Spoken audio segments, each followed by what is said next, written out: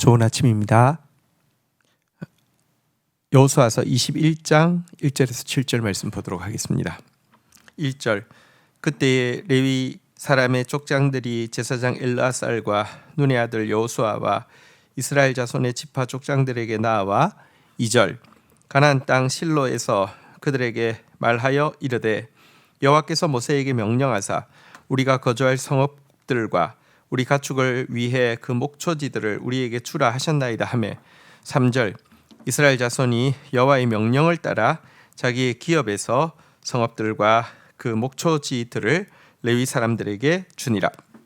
자, 이제 모든 지파에 대한 기업 분배가 마쳤습니다.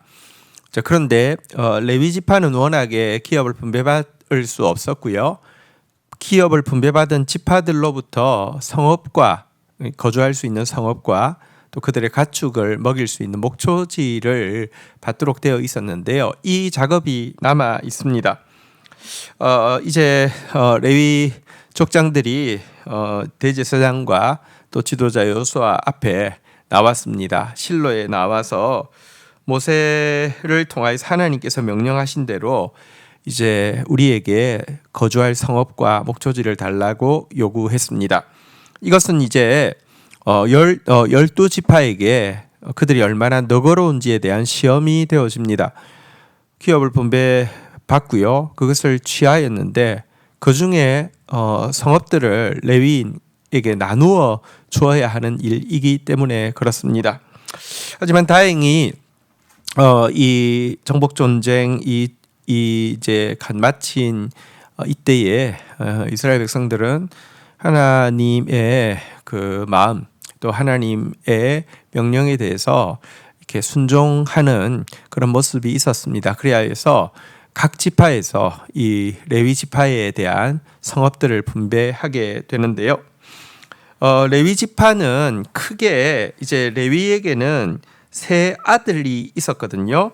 게르손, 그핫, 므라리 이 세 아들이 있었습니다. 물론 그 위에 아들들이 있었지만 잘못된 불을 바치다가 죽게 됨으로 말미암아 사라지게 되었고요.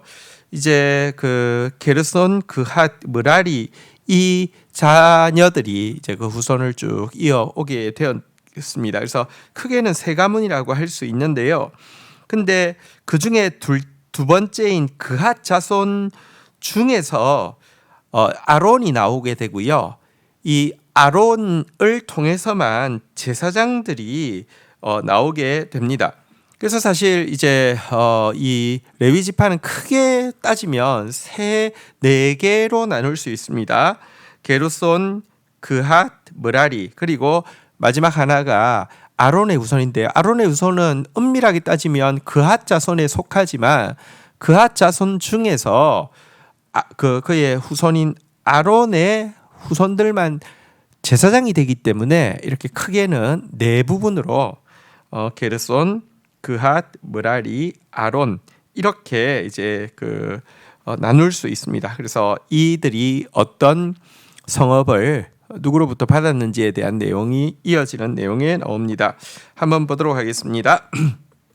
4절 그핫 자손을 위하여 제비를 뽑았는데 레위 사람 중 제사장 아론의 자손들은 유다 지파와 시몬 지파와 베냐민 지파 중에서 제비 뽑은 대로 13성읍을 받았고 5절 그핫 자손 중 남은 자는 에브라임 지파의 가족과 단 지파와 므낫세 반 지파 중에서 제비 뽑아 얻은 10성읍을 받았으며 여기가 이제 그핫 자손부터 먼저 나옵니다. 그리고 먼저 제사장인 아론의 후손 그리고 그 외에 그핫 자손 이렇게 나왔습니다.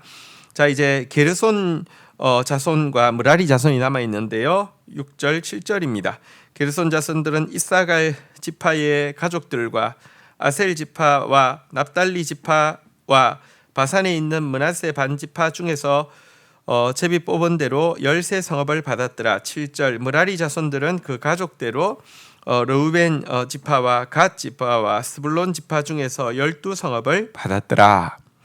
자 이렇게 해서 이 각 지파들이 이제 이 레위의 크게 이제 네 범주의 가문에게 어디서 어느 지파가 이제 성읍 몇 개를 주었다. 이것이 기록에 남아 있습니다. 제일 먼저 아론 자손은 유다, 시므온, 베냐민에게서 13성읍을 받았고요. 그앗 자손들은 에브라임, 단, 므낫세 반지파에서 10성읍을 받게 되었습니다. 게르손 자손들은 이사갈, 아셀, 납달리, 요단 동편의 므낫세 반지파로부터 13성읍을 얻었고, 므라리 자손들은 르우벤, 갓, 스불론으로부터 12성읍을 얻게 되었다. 이렇게 레위인들의 소유가 정해진 내용이 마지막으로 나와 있습니다. 자, 그런데 레위인이 왜 자체의 기업을 얻지 못하고 각 지파에 흩어져서 거주할 성읍과 목초지만 얻게 되었느냐? 사실 이것은 야곱의 그 예언 때문에 그렇죠. 세겜 사람들을 불의하게 죽인 것에 대한 하나님의 이렇게 진노를 야곱이 저주로 예언했기 때문에 그렇습니다. 생각해 보십시오. 학살을 한다는 것 자체는 굉장히 무엇으로도 합리화할 수 없습니다.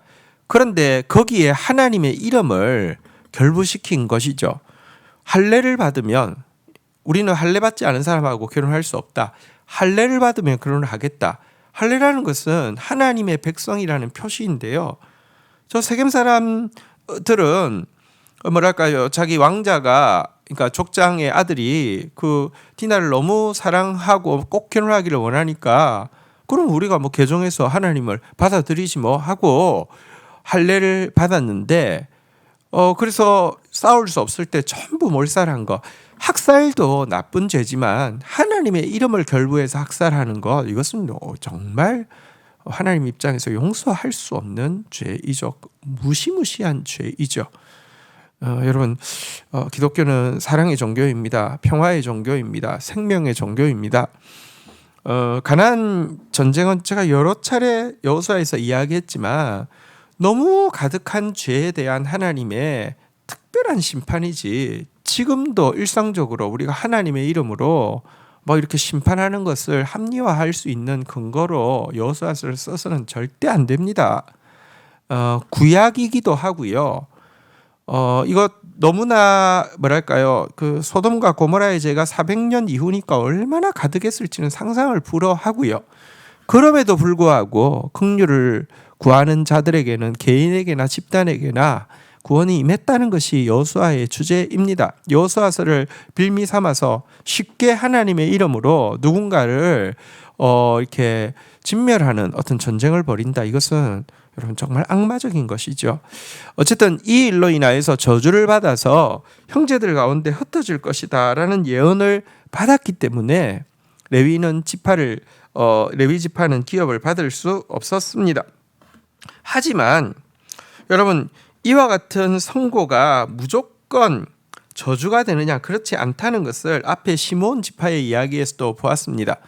시므온 지파와 레위 지파가 똑같이 이 심판을 받았지만 여러분 시므온 지파는 바알 부올 사건 때에 앞장서서 우상을 숭배하는 일로 인하여서 정말 그 선고대로 갈수록 미약해지게 되었다고 하면 동일하게 야곱의 예언을 받았던 레위는요 바알 부올 사건 때 이 비느하스라는 이 아들이 나와서 하나님의 분노를 가지고 이것에 대해서 심판할 때 하나님께서 이제 레위의 흩어짐이 도리어 모든 지파를 향한 축복이 되게 바꾸어 주신 것입니다.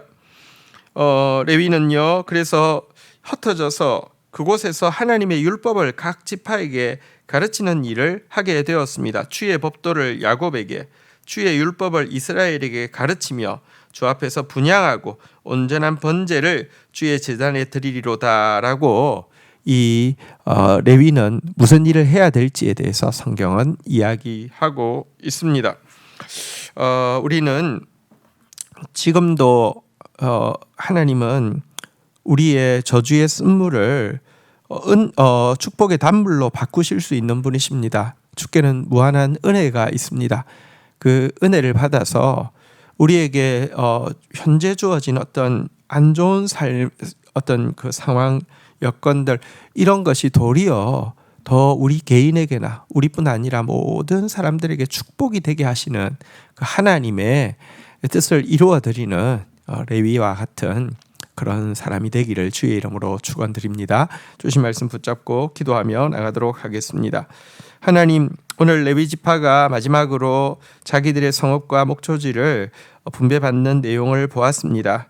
그리고 12지파가 각각 약속대로 제비 뽑아 이들에게 거주할 성읍을 또 너그러이 나누어 주는 모습도 바라보게 됩니다. 하나님, 우리에게 특별히 하나님의 이름으로 다른 사람을 저주하거나 죽이는 그런 일이 결단코 없도록 정말 이 미움과 분노를 합리화하는 그런 일이 없도록 깨어있게 하여 주옵소서. 정말 사랑하고 축복하고 평화의 도구로만 기독교가 복음이 사용되어질 수 있도록 바르게 사용할 수 있도록 은혜를 베풀어 주시옵소서.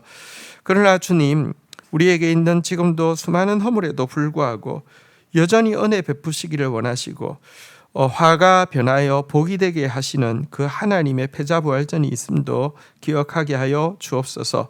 레위의 흩어짐이 주의 법도를 야곱에게 주의 율법을 이스라엘에게 가르치게 하며 온전한 번제를 주 앞에 드리게 하는 것으로 변환되어지게 하여 주신 주님, 오늘도 우리의 당면한 현실 앞에서 좌절할 것이 아니라 그것을 능히 축복으로 바꾸실 수 있는 하나님 앞에서 정말 은혜를 구하며 은혜의 통로로 사용받는 저희들 되게 하여 주옵소서. 예수 그리스도의 이름으로 기도 올립니다. 아멘.